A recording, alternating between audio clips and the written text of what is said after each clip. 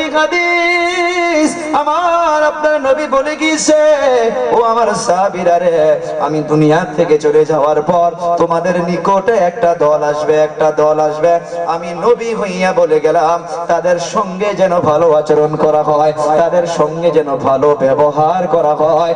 সাহাবা কেরামরা প্রশ্ন করলো, মানিয়া রাসূলুল্লাহ, তারা কারা, তারা কারা?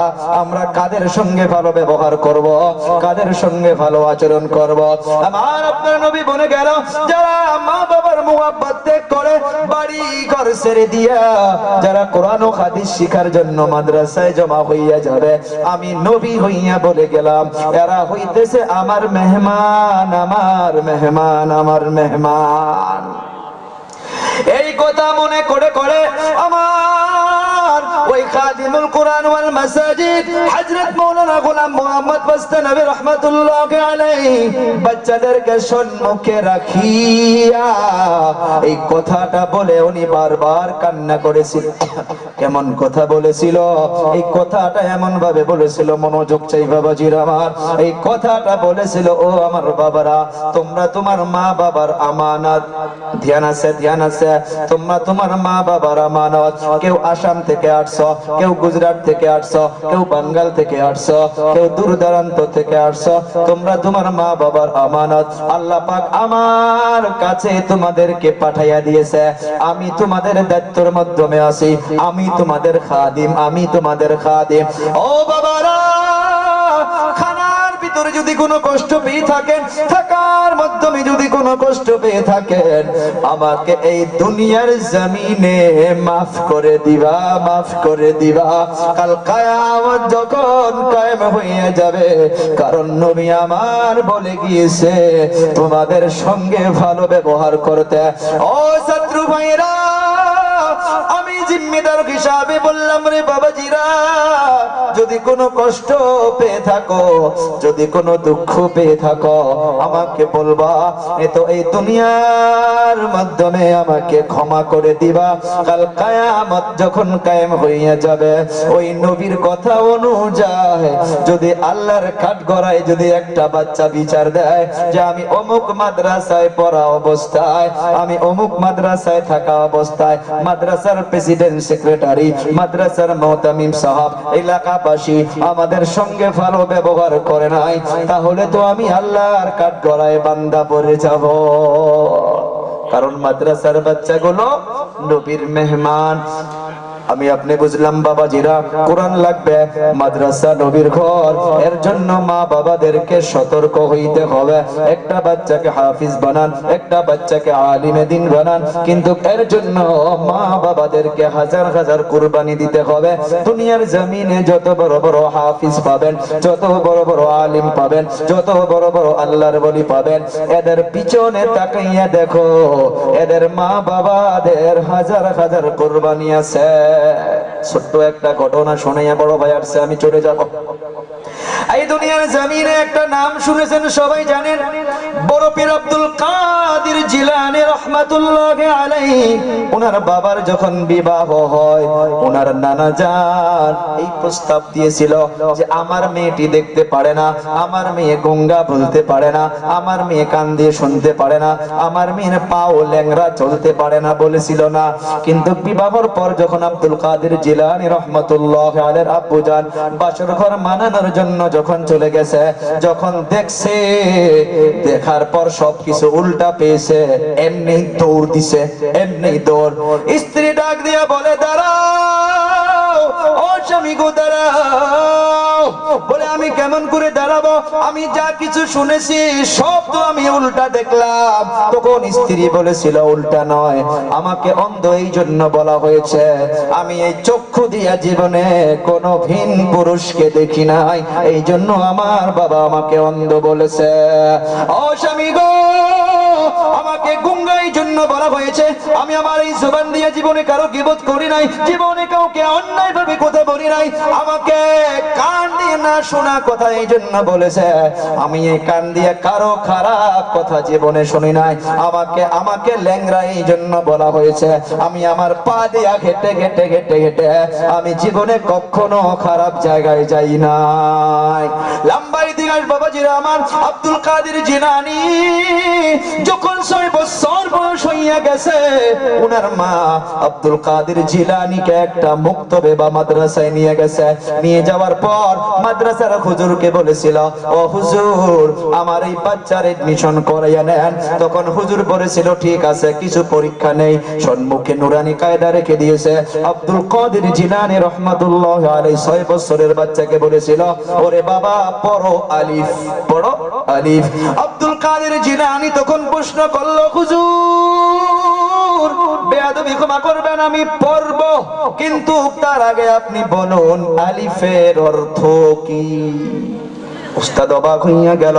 উস্তাদ জানার পরেও বলে, রে বাবা, আলিফের তো কোনো অর্থ নাই। আব্দুল কাদের জিলানী বলে, হুজুর, যেটা জিনিসের অর্থ থাকে না, যেটা অক্ষরের অর্থ থাকে না, আমি সেটা কখনো পড়ি না। উস্তাদ আর অবাক হইয়া গেল। তখন আব্দুল কাদের জিলানীকে প্রশ্ন করেছিল, ওরে বাবা, তুমি কি জানো? বলে, হ্যাঁ হুজুর জানি। বলে, বলো তো কি? ওলামা কেরাম জানবেন।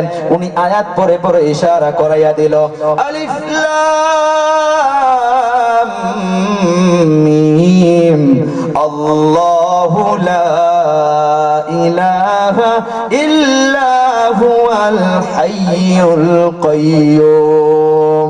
এই আয়াতুল কুরসির মাধ্যমে 10টা বস্তু বুঝাইয়া দিল। উস্তাদ অবাক হইয়া গিয়া মাকে এখন প্রশ্ন করে, ও গো মা, মিথ্যা বলবেন না, মিথ্যা বলবেন না, আপনার সন্তান কোন মাদ্রাসায় পড়েছে, কোন মক্তবে পড়েছে বলুন। মা তখন উস্তাদকে ডাক দিয়া বলে, ও হুজুর, আমার বাচ্চা কোনো মাদ্রাসায় যায় নাই, আমার বাচ্চা কোনো মক্তবে যায় নাই, তবে হ্যাঁ, আমার এই বাচ্চা যতক্ষণ পর্যন্ত আমার পেটে ছিল, আমি মা হইয়া বলতাছি, আমি কোনো একটি রাত্র তাহাজ্জুদের নামাজ বাদ দেই নাই। আল্লাহু আকবার। আমি কোনো একটি দিন আমি হারাম লুকমা মুখে দেই নাই। আমি ফজরের নামাজের পর তিলাওয়াত বাদ দেই নাই, জোহরের নামাজের পর আমি কোরআন তিলাওয়াত বাদ দেই নাই। আমি জীবনে মুখ দিয়ে, আমার জবান দিয়ে মিথ্যা কথা বলি নাই। আমি এই বাচ্চাকে রেখে রেখে, ছোট্ট বাচ্চা তখন কথা বলতে পারে না, যখন বসতেও পারে না।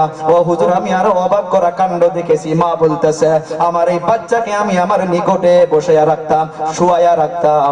ফজরের নামাজের পর আমি কোরআন হাতে নিয়া আমি আওয়াজ দিয়া গুনগুন গুনগুন করে আমি কোরআন পড়তাম। ও হুজুর, আমি আমার বাচ্চার দিকে লক্ষ্য করে দেখেছি, আমি যেমন ঠোঁট লড়াইয়া লড়াইয়া কোরআন পড়ি, আমি আমার বাচ্চার মুখের দিকে তাকাইয়া দেখেছি, আমার এই বাচ্চাটা আমার ঠোঁটের সাথে ঠোঁট মিলাইয়া মিলাইয়া সেও যেন গুনগুন গুনগুন করে কি পড়ে। এমনি হয় না রে বাবা, না। জলপাই গাছ লাগাইয়া মিঠা আমের তালাশে থাকলে হবে না। কেউ যদি এলাকায় জলপাই গাছ লাগান, আর যদি আমাকে গোলপাড়ার থেকে নিয়ে আসেন, আর বড় বড় এলাকার উলামা কেরাম ওলি আল্লাহ গাউস কুতুবদেরকে জমা করেন, আর যদি দোয়া করাইয়া নেন, হুজুর জলপাই গাছ লাগাইছি, এখান থেকে মিঠা আম যেন হয়, দোয়া করেন, এটা কি মুনাসিব?